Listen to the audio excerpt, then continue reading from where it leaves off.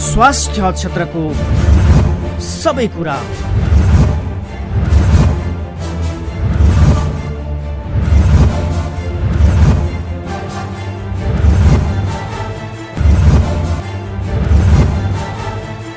कार्यक्रम स्वास्थ्य दर्पण।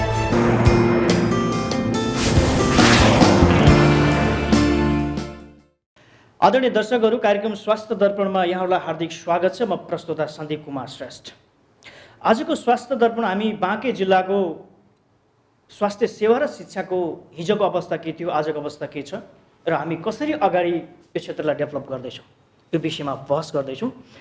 र हामीसँग नेपालगञ्ज उपमहानगरपालिकाकी उपमेयर, करिब 2 दशकदेखि यो क्षेत्रमा पत्रकारिता गरिरहेका पत्रकार, समाजसेवी र संस्थागत र विधागत हिसाबले यो क्षेत्रलाई लिडिङ गरिरहेका चिकित्सक डाक्टर साहबहरूसँग हामी कुराकानी गर्दैछौँ।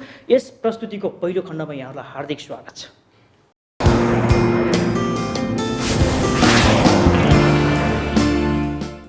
परिचयको कार्यक्रमलाई अगाडि बढाउन चाहन्छु। मेरो देब्रेतर्फबाट प्राध्यापक डाक्टर विनोद थापा हुनुहुन्छ भेरी अञ्चल अस्पतालबाट, त्यस्तै डाक्टर विश्वराम पौडेल हुनुहुन्छ सुशील कोइराला पर्खर क्यान्सर अस्पताल खजुराबाट, त्यस्तै गरी डाक्टर दिपेश गुप्ता हुनुहुन्छ एमसिएच युरोलोजिस्ट हुनुहुन्छ, डाक्टर दिनेश चौधरी हुनुहुन्छ एएनटी सर्जन हुनुहुन्छ, त्यस्तै गरी किस्मत कुमार कक्षपति हुनुहुन्छ सुशील कोइराला पर्खर क्यान्सर अस्पतालको चेयरम्यान र खजुरा गाउँपालिकाको प्रमुख पनि हुनुहुन्छ। त्यस्तै गरी म दायाँतर्फ लाग्छु, उमा थापा मगर हुनुहुन्छ नेपालगञ्ज उपमहानगरपालिकाको उपमेयर हुनुहुन्छ, त्यस्तै गरी डाक्टर प्रकाश बहादुर थापा हुनुहुन्छ भेरी अञ्चल अस्पतालको मेडिकल सुपरिन्टेन्डेन्ट हुनुहुन्छ, त्यस्तै गरी डाक्टर विनोद कर्ण हुनुहुन्छ एनएमए भेरीको अध्यक्ष हुनुहुन्छ, त्यस्तै गरी पत्रकार शुक्र ऋषि चौलागाई हुनुहुन्छ र भेरी अञ्चल अस्पतालका फिजिसियन डाक्टर सङ्केत रिसाल हुनुहुन्छ। यहाँहरू सबैजनालाई कार्यक्रममा हार्दिक स्वागत छ। अब विषयवस्तुलाई अगाडि बढाउँ। म सबैभन्दा पहिला चिकित्सकतिरबाटै जान्छु। डाक्टर विनोद थापा, समग्र स्वास्थ्य सेवा शिक्षाको अवस्था र तपाईँको हाड जोड्नेको विधाको हिजो के थियो, आज के छ र हामी कसरी जाँदैछौँ, अवस्था के छ? म यहाँ यो भेगमा काम गर्दा 25 साल, त्यो बेला हाड जोड्ने नसारोग विशेषज्ञ कोही पनि थिएन। म पहिलो, बुटबल चितवनदेखि यता कोही पनि थिएन। त्यो बेला मलाई याद छ डाक्टर दुर्गा प्रधान डाक्टर मेडिकल सुपरिन्टेन्डेन्ट थियो। भेटेँ मैले, म यस्तो यस्तो अर्थोपेडिक सर्जन यहाँ नियुक्ति छ यहाँ काम गर्नलाई। अहिले कतिजना हुनुहुन्छ अर्थोपेडिक सर्जन यो भेगमा सुदूरसम्म जाँदा? 20-25 जना त होला जम्मा। अहिले फर्केर हेर्दाखेरि हिजो एकजना हुनुहुन्थ्यो, आज 20-25 जना हुनुहुन्छ। यो विकासको क्रममा छ। बिरामीको चाहिँ सेवा लिने र तपाईँले दिने अवस्थाको बिचको अहिले विकासको अवस्था के छ? बिरामी सङ्ख्या त बढ्दै गइरहेछ। यस्तो कहिले पनि छैन कि एक डाक्टर थियो त उसले बढी बिरामी हेर्थ्यो, अलि 25 जना छ त कम हेर्छ। कस्तो हुन्छ त्यो जो हामीले सेवा दिइरहेको थियौँ 25 साल अगाडि दिने सेवा अहिले दिने सेवा फरक छ। त्यो बेला त्यति इन्स्ट्रुमेन्टेसन पनि हुँदैन थियो, सुरुवात थियो। जति अगाडि पनि अरू डाक्टर बढेपछि बिरामीको सङ्ख्या बढ्दै जान्छ। यो मेन पावर उत्पादन गर्नुपर्छ भन्ने खालको सोचको यहाँहरूको त्यो कन्सेप्ट आएका आएन र गर्नु प्रयास भएको छ कि छैन? म्यान पावर अब पहिले त कस्तो थियो कि अब हामी काम गर्थ्यौँ अनअफिसियली, डक्टर आउनुहुन्थ्यो पास गरेर आएर काम ट्रेनिङको लागि सिकेर गएर आफ्नो ठाउँमा राम्रो काम गरिराख्नु भएको छ। इन्डियाबाट पनि 2-3 जना आएर यहाँ केही साल काम गरेर गएर आफ्नो ठाउँमा राम्रो काम गरिरहेको छ। पछि यो नेम्सबाट अफिसियली अर्थोपेडिक सर्जन यहाँ पोस्टेड हुनुहुन्छ 2 जना। अब त्यो अफिसियली हामीहरूले यहाँ उनलाई ट्रेनिङ दिन्छ, सिकाउँछ, तिनीहरूले एक्जाम दिएर अर्थोपेडिक सर्जन नै भन्छ। ठिक छ डाक्टर साहब, म डाक्टर विश्वराम पौडेलतर्फ लाग्छु। एकजना क्यान्सर सर्जन अहिले क्यान्सर अस्पताललाई लिड गरिरहनु भएको छ। सर्जरी गर्न सजिलो कि यो संस्थालाई लिड गर्न सजिलो हुन्छ? डेफिनेटली सर्जरी गर्नलाई सजिलो, किनभने सर्जरीमा के हुन्छ भने एउटा ठ्याक्कै एउटा लाइन हुन्छ है, त्यसलाई प्लानिङ गर्ने कसरी गर्ने भन्ने त्यतातिर मात्रै कन्सन्ट्रेट हुन्छ। तर व्यवस्थापन भनौँ न, मा चाहिँ हरेक कुराहरू हरेक कम्पोनेन्ट्सहरूलाई चाहिँ मिलाएर लिएर जानुपर्ने हुन्छ। इभन सर्जरीमा पनि साना साना कुराहरू हुन्छन् होइन, तर मेरो प्रोफेसन नै सर्जरी भएको हुनाले मलाई चाहिँ यो व्यवस्थापनमा चाहिँ के लाग्छ भने अझै पनि नि मैले सिक्दैछु होइन, त्यसले गर्दाखेरि निश्चय पनि मेरो प्रोफेसन सर्जरी नै मलाई सजिलो लाग्छ। अहिले हामी कार्यक्रम उत्पादन गर्दै गर्दाखेरि खजुरामा रहेको सुशील कोइराला पर्खर क्यान्सर अस्पतालले बिरामीको लागि के सम्मको अहिले सेवा सुविधा दिएको अवस्था छ? अहिले हामीले दिने सेवाहरू चाहिँ हामीसँग आफैसँग ल्याब छ होइन, त्यसमा भनौँ न इन्क्लुडिङ ट्युमर मार्कर्सहरू छन्। त्यसपछि हाम्रो आफ्नै फार्मेसी छ, रेडियोलोजी पनि छ। अब त्यो भनौँ यी त सामान्य कुरै भयो, अस्पतालभित्र दिइने कुरा यसलाई रुटिनमा लिउँ। तर जस्तो क्यान्सर भन्नुसाथ रेडियोथेरापीको कुराहरू आउँछन्, अन्को सर्जरीको कुराहरू आउँछन्, अन्कोलोजीका कुराहरू, केमोको कुराहरू आउलान्, त्यो किसिमको मोडुलर रोटीको कुरा पनि आउलान् होइन, त्यसको अवस्था के छ? त्यसको अवस्था मैले भन्दै थिएँ र हाम्रो 2टा मोडुलर रोटी जुन बन्ने क्रममा छ, 1 महिनाभित्र त्यो कम्प्लिट हुन्छ। त्यस पछाडि हामी पेसेन्टहरूलाई चाहिँ एडमिसन गर्छौँ होइन, त्यसपछि हाम्रो सर्जरीको एउटा पार्ट त्यहाँ सुरु हुन्छ। सायद अब 1 महिनाभित्र यस ओटी पनि भयो, केमोथेरापी पनि सुरु भइसकेपछि र निरन्तर म भयो र त्यस अस्पतालको अध्यक्षज्यू होइन र हामी रेडिएसन थेरापीको सेटअपमा लागेका छौँ होइन। त्यसले गर्दाखेरि अब त्यो चाहिँ रेडिएसन सेटअप चाहिँ यदि जतिसक्दो चाँडो भयो भनेदेखि हामी चाहिँ कम्प्लिट हुन्थ्यो। डाक्टर दिपेश गुप्ता, सम्भवतः तपाईँ एउटा सर्जन, स्पेसलाइज एमसिएस गरिसके पछाडि यो क्षेत्रमा आउनुभयो, सायद आफ्नै ठाउँमा फर्केर आउनुभयो। अहिले समग्र मृगौलाबाट प्रभावित बिरामीको अवस्था र उहाँहरूलाई हामी कसरी सर्भिस प्रोभाइड गरिराखेका छौँ त्यसको अवस्था के छ? आउनु अघि पनि यहाँ मृगौला रोग सम्बन्धी बिरामीहरूले सेवा त पाइरहेकै थिए। जस्तो भेरी अञ्चल अस्पताल हो, त्यसपछि अरू हाम्रा युरोलोजिस्टहरू पनि पहिला पनि थिए, मेडिकल कलेजमा नभएका होइनन्। तर अब हाम्रो इन्स्ट्रुमेन्टेसन्सहरू भयो, जुन अब जति एडभान्समेन्ट्सहरू छ, हामीले अब पढेर आइसकेपछि त्यो एप्लाई गर्न खोज्दाखेरि त त्यो बिस्तारै भनौँ त्यो हाम्रो ओपन सर्जरीबाट इन्स्ट्रुमेन्ट्सहरूको मद्दतले गर्ने जुन एडभान्स्ड सर्जरिजहरू हुन्छ त्यतातिर लाग्दैछौँ। एक किसिमले संसारमै हुने जुन एडभान्स्ड सर्जरिजहरू हुन्छ हामी त्यतातिर लाग्दैछौँ। अब मृगौलाको कुनै पनि समस्या आयो भने यता नेफ्रोलोजिस्टले गर्ने कुरा त छँदैछ, युरोलोजिस्टले गर्ने पर्ने कुराहरू यो ठाउँबाट चाहिँ बाहिरी ठाउँमा पठाउनु पर्ने अवस्था छ कि छैन, या टेक्नोलोजीको हिसाबले एक्सपोर्टको हिसाबले? पहिलाभन्दा धेरै मिनिमम मात्रा भनौँ न। अब हुन त अब एउटै मान्छेले अब हामी 2-3 जना छौँ युरोलोजिस्ट नेपालमा, सबैले सबै कुरो भ्याउने त हुँदैन, त्यो सधैँ अब पेसेन्ट्सहरू जाने त हुन्छ नि, तर आफ्नोतिरबाट रिफर नै गर्ने अवस्था चाहिँ धेरै कम छ एक्चुअली भन्ने हो भने। यसले बिरामीले सेवा पाउनु भएको छ? बिरामीले सेवा पाएकै छन् र अब केही मात्रा मात्रै हाम्रो इन्स्ट्रुमेन्ट्सको कारणले भनौँ अथवा कुनै केही टेक्नोलोजिकल एडभान्समेन्ट नपुगेर त्यस्तो केही कारणले पठाउनु परेको छ भने आफ्नो ठाउँमा छ। कहिलेकाहीँ हुन्छ कि टिम चाहिन्छ, त्यो टिम नभएको भएर हामीले केही समय मात्रै त्यस्ता बिरामीहरू पठाउनु पर्ने अवस्था आउँछ। ठिक छ, म डाक्टर दिनेश चौधरीतर्फ लाग्छु। यहाँ पनि अध्ययन सके पछाडि प्र्याक्टिस त बाहिर पनि गर्नुभयो, फर्केर आफ्नै ठाउँमा आउनुभयो होइन। आफ्नै ठाउँमा आउनुपर्छ भन्ने एज अ डाक्टरले एउटा सेटलमेन्टको हिसाबबाट सोचेर आउनुभयो, अर्थात् आफ्नो ठाउँको त्यो अनुभूति गरेर आउनु? धन्यवाद तपाईँले क्वेसन राख्नु भएमा।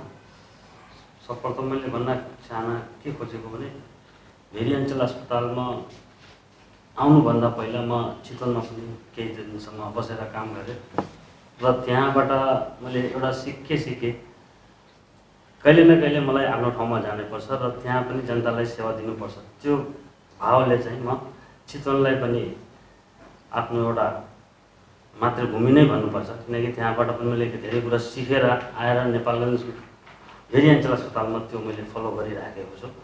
र यो भेरी अञ्चल अस्पतालमा अहिले हामी 24 जिल्लाकै जनतालाई सेवा मात्रै दिएको छैनौँ। म आफ्नो या मेरो सिनियरहरू पनि सायद हाम्रो मित्र राष्ट्र भारत त्यहाँबाट पनि बिरामीहरू म्याक्सिमम चाहिँ अहिले एनडीको सर्भिस लिएर चाहिँ सेटिस्फाई भएर चाहिँ गएको छन्, मलाई जस्तो फिलिङ भएको छ। रोचक कुरा गर्नुभयो, प्रायः नेपाली उता जाने अवस्था छ भने यता आउने अवस्था रह्यो होइन, के रहेछ त्यो? हामीले राम्रो गुणस्तर दिएका छौँ अर्थात् त्यहाँ त्यो नभएको अवस्थाले गर्दा रहेछ। होइन, मैले त्यही कुरा बिरामीहरूलाई सोद्धाखेरि के बुझ्यो भने जे पनि सुविधा अहिले इन्डियाभन्दा चाहिँ हाम्रो नेपालमा सानो सर्जरी नै लिउँ, एउटा जुन हामी कानको अपरेसन गर्छौँ म्यारिङ्गो प्लास्टी भनौँ, त्यही अपरेसन हामी यहाँ म्याक्सिमम् भनेको 5,000 हो हाम्रो भेरिएन्चल हस्पिटलमा। त्यही अपरेसन इन्डियामा गर्दाखेरि उनीहरूलाई 20,000 देखि 25,000 आइसी लाग्दो रहेछ। एउटा कारण त्यो पनि रहेछ र यहाँ उनीहरूलाई क्युमा त्यति बस्नु पर्दैन। एउटा कुरा त्यहाँ एउटा सरकारी अस्पतालमा जाने बित्तिकै तपाईँले सस्तो छिटो छरितो कुरा आयो। डाक्टर साहब यो बताइदिनुहोस् न, चिकित्साको अवस्था के छ 24 जिल्लाको बिरामीलाई हेर्नको लागि, टेक्नोलोजीको अवस्था के छ र बिरामी र डक्टरको रेसियोको अवस्था के छ? बिरामी र डक्टरको रेसियो त अब भनौँ न म्याक्सिमम् छ। एउटा बिरामीले जस्तै हेर्नुपर्ने नर्मली 15 देखि 20-30 हो, र यहाँको बिरामी त मैले भनिसकेँ 24 जिल्लै र इन्डियाबाट पनि आउने बिरामी भएको कारणले अहिले हामी रेसियो त कमसेकम कति नै होला त, मैले त प्रत्येक दिन हेर्दाखेरि त 60, 70, 80 जति जनी बिरामी पुगिराखेको। ठिक छ डाक्टर साहब, ठिक छ। म किस्मत कुमार कक्षपति सरतर्फ लाग्छु। समस्याको हिसाबले यो ठाउँमा यो 2 दशकमा तपाईँ अहिले खजुरा गाउँपालिकाको प्रमुख पनि हुनुभएको छ र सुशील कोइराला पर्खर क्यान्सर अस्पतालको अध्यक्ष हुनुहुन्छ।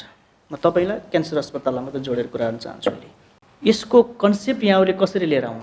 सामाजिक विचारले थियो या कुनै त्यो किसिमको प्रभावले जन्माएको थियो? आध्यात्मिक चिन्तनबाट यो भौतिक चिजको उपस्थिति भएको भन्न चाहन्छु। हामी 2062 साल हामीले के भन्यो भनेपछि दीनदयालजी महाराज खजुरामा हुने भजन कीर्तन गर्ने यज्ञ गर्ने गर्नुहुन्थ्यो। यो भजन कीर्तन यज्ञ भन्दा पनि एउटा के प्र्याक्टिकल्ली समाजलाई सेवा हुने खालको कुरो गरौँ न भन्दाखेरि एउटा अस्पतालको कन्सेप्ट आयो। अस्पतालको कन्सेप्ट आइसकेपछि दीनदयालजी महाराज चाहिँ प्रखरजीसँग जोडिनु भएको थियो। 62 साल मलाई याद छ 400 जनाको उपस्थितिमा प्रखर परोपकार मिसन नेपाल भन्ने संस्था चाहिँ गठन भयो। प्रखर परोपकार मिसन नेपाल भन्ने संस्थालाई दर्ता गरिसकेपछि त्यसको विधान बनायो। प्रखर परोपकार मिसन नेपाल बस्ती विकास कम्पनीको केन्द्रीय कमिटीको बैठकले न्यूनतम मूल्य माग दिने भनिसकेपछि जिल्ला बस्ती विकास कम्पनीको एउटा मिटिङबाट 3,36,000 रुपियाँ जग्गा हामीले किन्यौँ। 3,36,000 किन्ने बेलामा पनि हामीले 50,000 1 लाख रुपियाँ 60 रुपियाँ राखेर समाजसेवीहरूले त्यसको लाल पूर्जा बनायौँ। यो नेपाल सरकारलाई तपाईँले हस्तान्तरण गर्दै गर्दाखेरि त्यसमा कस्तो अनुभूति भयो? नेपाल सरकारले हस्तान्तरण गर्नुभन्दा अगाडि कतै हाम्रो अब अधिकार हाम्रो आफ्नो अस्तित्व गुम्छ भन्ने लाग्यो? नेपाल सरकारलाई हस्तान्तरण गर्नुभन्दा अगाडि एउटा चाहिँ त्यो अस्पताललाई कुन मोडालिटीमा सञ्चालन गर्ने भनेर चाहिँ तत्कालीन स्वास्थ्य मन्त्रालय चिकित्सा महाशाखा प्रमुख डाक्टर गुणराज गौडको संयोजकतामा 4 सदस्यीय एउटा कार्यदल बन्यो। त्यो कार्यदलको सदस्यमा डाक्टर प्रकाश नेपाली भरतपुर क्यान्सरको हस्पिटल, म किस्मत कक्षपति र स्वास्थ्य मन्त्रालयको अधिकृत सुरेश शर्मा मरासिनीको 4वटा टिमको एउटा कार्यदल बन्यो। त्यो कार्यदलले 1 महिनाको लगातार प्रयासपछि हामीले एउटा चाहिँ प्रतिवेदन तयार गर्यो।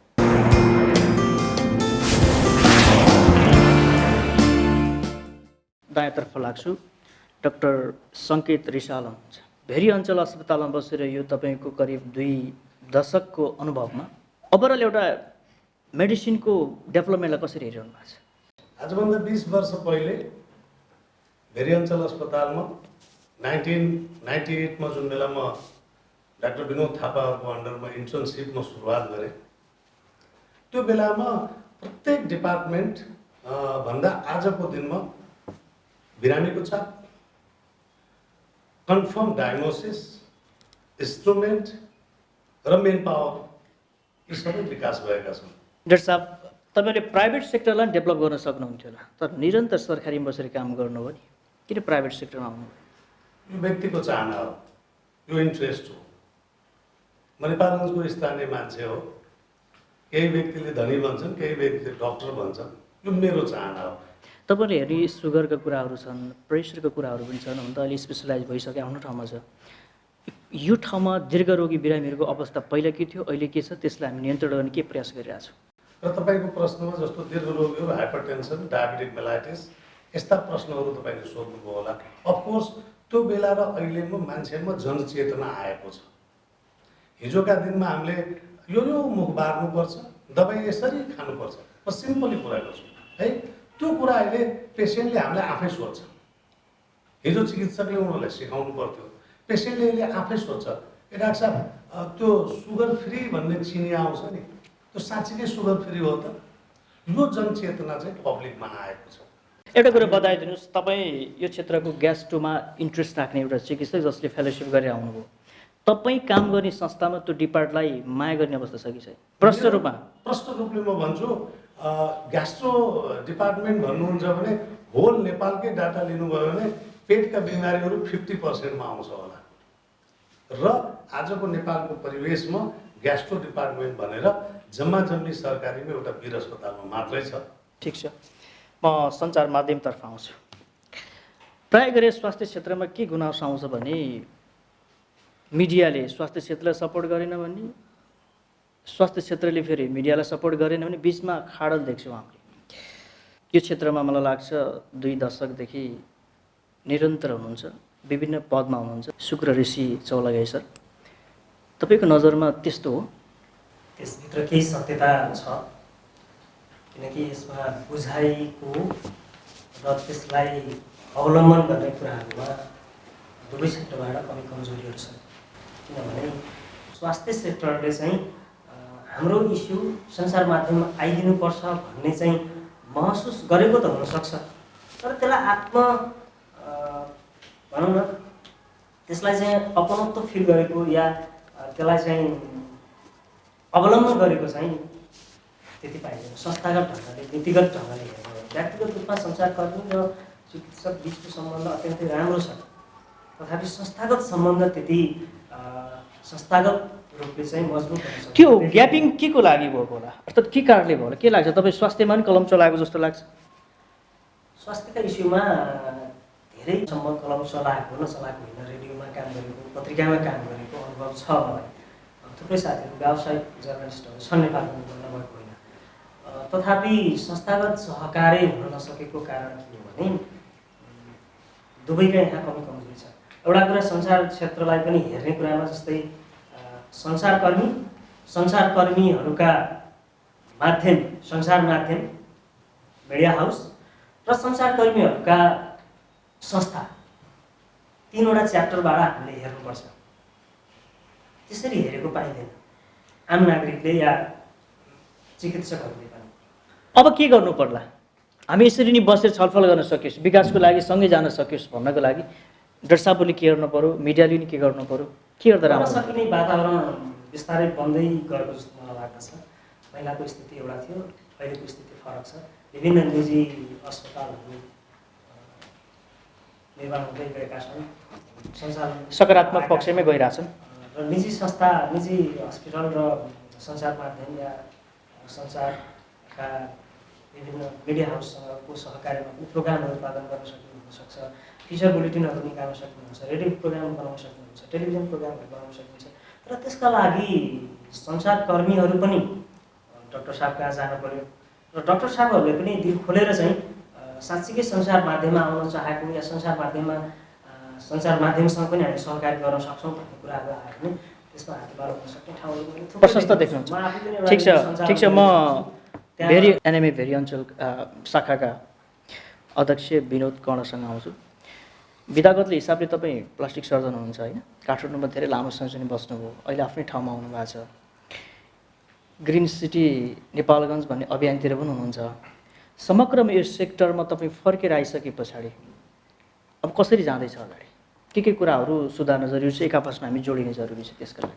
अब सत्य कुरा भन्दाखेरि जतिखेर म नेपालगञ्ज आएँ, मेरो एउटा कन्सेप्ट के थियो भनेदेखि यो ठाउँमा प्लास्टिक सर्जरी अथवा प्लास्टिक सर्जरीको महत्त्व कसले बुझ्ला। र म यहाँ आउँदाखेरि मभन्दा पहिला पनि यहाँ हाम्रो मित्रराष्ट्र भारतका चाहिँ चिकित्सकहरू थियो, त्यहाँबाट सुविधा पाइरहेको थियो। तर त्यो सुविधा एउटा लिमिटेड थियो। लिमिटेड भन्नाले उहाँहरूको एउटा एज पुगिसकेको थियो। म आउँदाखेरि झन्डै 80 वर्षका एकजना प्रोफेसर थिए। त्यत्रो एज पुगिसकेपछि तिनीहरू सबैजना एउटा चाहिँ आफ्नो कम्फर्ट जोनमा काम गर्दो रहेछ, जसले गर्दाखेरि सेवा सुविधा एकदम लिमिटेड थियो। म आएपछि अलिकता त्यो लिमिटेसन चाहिँ अलिकता बढेर गएको छ। ठ्याक्क पब्लिकली बुझ्ने गरे कि प्लास्टिक सर्जनहरूको भूमिका कस्तो किसिमको सर्जरी अर्थात् मेडिकल साइन्स कहाँनिर प्रयोग हुँदो रहेछ? अब यो अलिकति बुझाएको छ भनेदेखि प्लास्टिक सर्जरी भने अहिले पनि विदेशमा हुने र साह्रै महँगो हुने चाहिँ उपचार पद्धति भनेर बुझ्छन्। र दोस्रो चाहिँ अब यो प्लास्टिक सर्जरी भन्ने बित्तिकै त्यो प्लास्टिक वर्डले चाहिँ अब प्लास्टिक नै युज गर्छ कि भन्ने कुरा पनि बुझ्छन्। किनभने मैले थुप्रै रेडियो टेलिभिजनमा इन्टरभ्यू दिइसक्दाखेरि त्यो प्रश्न मलाई आएका छन् होइन। तर त्यस्तो होइन, अब यो यसको धेरै ठुलै जस्तो आडैमा अर्थोपेडिक सर्जन हुनुहुन्छ, उहाँसँग हाम्रो सम्बन्ध हुन्छ रिलेसन हुन्छ रङमासुको। नङमासुको जस्तो कुनै ट्रमा केस आयो, अब खुट्टा भाँचेछ, त्यहाँ त्यही ठाउँमा घाउ पनि लागेको छ होइन। अब उहाँहरूले हड्डीको त सबै गर्नुभयो, तर कारणवश कुनै बेला अब इन्फेक्सन भयो के भइदियो भनेदेखि त्यो हड्डी जुन छाला मासुले छोपिनुपर्ने हुन्छ त्यो छोपेको हुँदैन। त्यसलाई त्यो छोपिनु भएन भनेदेखि त्यो खुट्टा काट्नुपर्ने स्थिति आउँछ पछि त्यो इन्फेक्सन बढ्दै गएमा। त्यो पाटो फेरि चाहिँ प्लास्टिक सर्जनले हेर्छ। जनरली एउटा डाक्टरले त बिरामीलाई सेवा दिने भन्ने बुझिन्छ होइन। तपाईँ यता ग्रिन सिटी भनेर कता कता समाज सेवातिर पनि लागिरह्यो। समयको व्यवस्थापन र यो विविध पक्षमा कसरी तपाईँको सोच बढिरहेछ? अब हेर्नु, सबै कुराको लागि भनेको 24 घन्टा, त्यही 24 घन्टा हो। त्यही 24 घन्टाबाट आराम नै गर्नु पर्यो नि त ज्यानलाई, म्यानेज गर्नुपर्ने हुन्छ। र अब हामी चाहिँ यो चिकित्सा क्षेत्रमा लागिरहँदाखेरि अलिकति समाजतिर पनि जिम्मेवार हुनुपर्छ जस्तो लाग्यो। किन हामी चिकित्सक भनेको एउटा संसारले नै एउटा बौद्धिक वर्ग भनेर चाहिँ तोकेको हो। यो मेरो भनाइ होइन, एउटा संसारकै सोचाइ हो। त्यो भइसकेपछि अलिक समाजमा अलिकति व्यथित देख्न थाल्यो भनेदेखि लाग्छ कि हामी पनि त्यसमा इन्टरफेयर गर्न जरुरी छ, त्यसलाई सुधारको लागि अगाडि बढ्नको लागि। ठिक छ, ठिक छ। म डाक्टर प्रकाश बहादुर थापातर्फ आउँछु। अहिले ठ्याक्कै भन्दाखेरि डाक्टर विनोद थापा हुनुहुन्छ, एएनटी डाक्टर सङ्केत नै हुनुहुन्छ होइन। यङ व्यक्तिले संस्थालाई लिड गर्दै गर्दाखेरि आउने चुनौतीसँगको सम्भावनाहरूलाई कसरी फेस गरिरहनु भएको छ? अब पक्कै पनि एउटा भनौँ न एउटा समयको एउटा पाटो हुन्छ, जतिखेर चाहिँ केही गरौँ, अब चुनौतीसँग लडौँ भन्ने एउटा हुन्छ नि जोस र जाँगर हुन्छ। त्यो बेला चाहिँ आउने हर्डल्सहरूलाई पार गरेर केही नयाँ चेन्ज ल्याउनुपर्छ भन्ने भावनाले प्रेरित भएर चाहिँ अगाडि बढ्नलाई चाहिँ एउटा भनौँ न शक्ति चाहिँ हुन्छ जस्तो लाग्छ। अहिलेको अवस्था के छ भेरीको? भेरी अञ्चल एकाडेमिक पाटाबाट कसरी डेभलप गर्दै हुनुहुन्छ, क्लिनिकल पाटाबाट कसरी डेभलप गर्दै हुनुहुन्छ? भेरी अञ्चल अस्पताल भनेको एउटा लामो इतिहास बोकेको अस्पताल हो। सम्भवतः 100 वर्षभन्दा चाहिँ पुरानो अस्पताल हो र यो यस क्षेत्र अर्थात् 24 जिल्लाको सबैभन्दा पुरानो अस्पतालको हिसाबले चाहिँ अहिले सेवा सुविधा दिइराखेको छ। र पुरानो अस्पताल भएकै कारणले गर्दाखेरि केही कुरामा चाहिँ हामीले अब चुनौतीहरू चाहिँ भोगिराखेका छौँ। जस्तै अब भौतिक पूर्वाधारका हिसाबले होस्, जनशक्तिको हिसाबले होस् होइन, सेवा सुविधाको हिसाबले चाहिँ पहिलाभन्दा हामीले अस्पतालबाट दिने सेवा सुविधा चाहिँ दिन प्रतिदिन बढी नै रहेका छन्। तर हाम्रा आफ्ना लिमिटेसनले गर्दाखेरि चाहिँ कहिलेकाहीँ क्वालिटी अफ सर्भिस डेलिभरी गर्नलाई चाहिँ केही चुनौतीहरू चाहिँ हुन्छन्। एउटा सर्जनले जसरी काम गर्न सजिलो हुन्थ्यो नि, प्रशासनिक हिसाबले अझ सरकारी संस्थामा बसेर यो उमेरमा काम गर्दाखेरि कहिलेकाहीँ यो लिडरसिप लिनु मेरो करियरको लागि घातकै भन्ने लाग्छ लाग्दैन? त्यस्तो त मलाई लाग्दैन। किनभने नि अब एउटा आफ्नो पर्सनल क्यारियर, आफ्नो एउटा स्पेसिफाइड सब्जेक्ट त छँदैछ होइन। त्योमा त मान्छे आफ्नो अब डेडिकेटेड भएर लागि नै लाग्छ। कतिपय मान्छेका के पनि हुन्छन् भने इच्छाहरू लाइक म्यानेजमेन्टमा काम गरौँ भन्ने एउटा सोच हुन्छ। त्यो सोच ममा थियो र त्यो मैले एउटा चुनौती ल्याएको छु र त्यो म गरेर देखाउँछु जस्तो मलाई लाग्छ। ढुङ्गा राम्रोसँगै चलाइन्छ? अवश्य। धन्यवाद। म नेपालगञ्ज यो सहरको उपमेयर उमा थापा मगर हुनुहुन्छ। आज यो उपमहानगरपालिकालाई तपाईँ सुन्दर कसरी विकास गर्ने भनेर यत्रो चिकित्सकहरूको भनाइलाई पनि सुनिरहनु भएको छ। एउटा पत्रकारिता गरेको मान्छे यसरी अब प्रत्यक्ष रूपमा राजनीति मार्फत यसरी समस्यामा आउँदाखेरि कस्तो महसुस हुँदो रहेछ? खासै फरक चाहिँ छैन। पत्रकारिता गर्दा पनि सामाजिक इस्युहरूलाई उठान गरिन्थ्यो र अहिले पनि ती सामाजिक इस्युहरूमा नै रहेर हामीले काम गरिरहेका छौँ। एउटा मात्रै फरक चाहिँ के लाग्यो भने पत्रकारिता गर्दाखेरि चाहिँ विषयहरू उठान गर्थ्यौँ, तर त्यो उठाइसकेको विषयलाई चाहिँ निचोडमा पुर्याउन सक्थेनौँ। तर अहिले हामी निचोडमा पुर्याउने ठाउँमा छौँ, नीति नियम बनाउने ठाउँमा छौँ। त्यस कारणले गर्दाखेरि अलिक जनताको अपेक्षा चाहिँ त्यो कारणले गर्दा पनि अलिक बढी छ र हामी आफै नै निर्णयकर्ता भएको हुँदाखेरि अब चाहिँ गर्न सक्छु भन्ने चाहिँ अनुभूति छ। संस्थागत र विधागत हिसाब लिडरसिप लिने चिकित्सकहरूको भनाइले यहाँले सुनिसक्नु भएको छ। अब महानगरपालिकाले आफ्नो क्षेत्राधिकार भनेको 50 बेडको भन्ने कुरा छ। यो जहाँसम्म प्रदेशको अन्तर्गत पर्ने अस्पताल भयो, यो विकासको लागि तपाईँहरूको भूमिका त हुन्छ, अधिकार प्रदेशसँग छ, कसरी समन्वय गर्न जरुरी हो? यसमा खासै ठुलो समस्या हुँदैन। यो हामीलाई दिएको अधिकार चाहिँ कहाँनिर जोडिन्छ भने कुनै अस्पताल खोल्नु पर्यो भन्ने मात्रै जोडिन्छ। तर त्यो अस्पतालले दिने सेवा सुविधाहरूको विषयमा बोल्नको लागि हामीलाई कोही बन्देज छैन। एउटा अस्पतालले के गर्नुपर्छ त भन्ने खालको चाहिँ त्यो अधिकार पनि छ नि त। त्यस कारणले गर्दा यो अनुमति दिने कुराहरूमा चाहिँ बन्देज होला, ब्रेक होला होइन। तर प्रत्यक्ष जनताको सरोकार हुने स्वास्थ्य संस्थाहरूको समग्रमा दिने सेवा सुविधाहरू र जनताको पहुँचको कुरालाई त हामीले त काम गर्न सक्छौँ नि। तपाईँ यहीँबाट आफ्नो सबै करियरलाई स्टार्ट गर्नुभयो होइन, अहिले राजनीतिमा आउनु भएको छ। फर्केर हेर्दाखेरि जुन हिसाबले जानुपर्ने हो, हामीले गर्नुपर्ने हो, त्यो लेभलबाट हामी त पक्कै गएको छैनौँ होला। अब जानको लागि के गर्न जरुरी छ? सबैभन्दा पहिला त अहिलेको जुन संरचना 3 तहको बन्यो त्यो अनुसार हामीले स्थानीय तहको हामीले जिम्मेवारी प्राप्त गर्यौँ र मलाई लाग्छ अब आउने दिनहरूमा स्थानीय तहलाई इस्टाब्लिस गर्नुपर्ने एउटा चुनौती त छँदैछ र यहाँनिर आफ्नो भूमिका पनि क्रिएट गर्नुपर्ने छ होइन। र भूमिका सँगसँगै जनतासँगको प्रत्यक्ष टच भएर उहाँहरूको समस्यालाई कसरी सम्बोधन गर्ने खालको योजना बनाउनु पर्ने अर्को पनि हामीसँग चुनौती छ। त्यस कारणले गर्दा यो अलिकति प्रक्रियागत जाने कुरा हो। ठ्याक्कै चाहिँ यहाँले प्रश्न गर्नुभएको जस्तो गरी चाहिँ यसरी नै जाँदा ठिक हुन्छ, यो नै मोरालिटी हो भन्ने चाहिँ रहँदैन। धन्यवाद छ।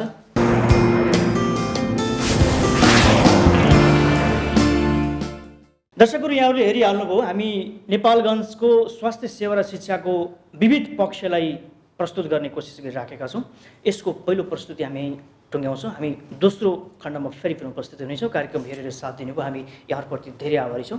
स्वास्थ्य दर्पणका सम्पूर्ण युनिटको साथ म प्रस्तुता सन्दीप कुमार श्रेष्ठ पनि यस प्रस्तुतिबाट आज्ञा चाहन्छु। नमस्कार।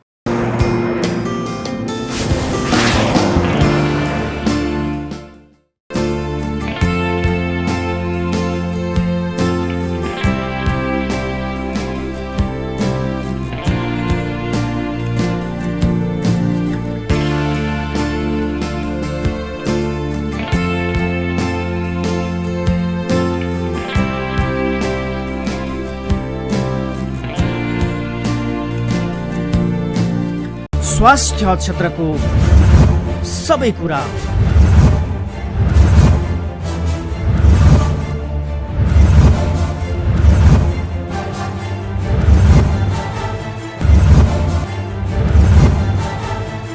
कार्यक्रम स्वास्थ्य दर्पण।